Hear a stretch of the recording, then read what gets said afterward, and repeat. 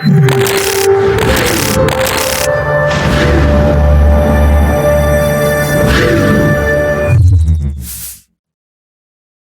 our last class we discussed about how to produce simple clothing article. So today our topic is making simple apron. These are the procedures to follow in making a simple apron. Turn in 15 mm double hems along curved sides under arms, and the straight sides. Pins, tacks and press hem. Hand stitch the hems, using hemming stitch. Turn, pin and tack 2 cm at the top and bottom of apron then hem. Prepare the neckband and belts as follows.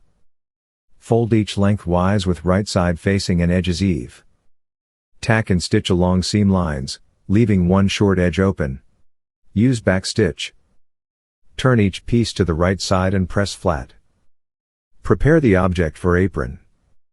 Turn a 10 mm single hem along the top of the pocket.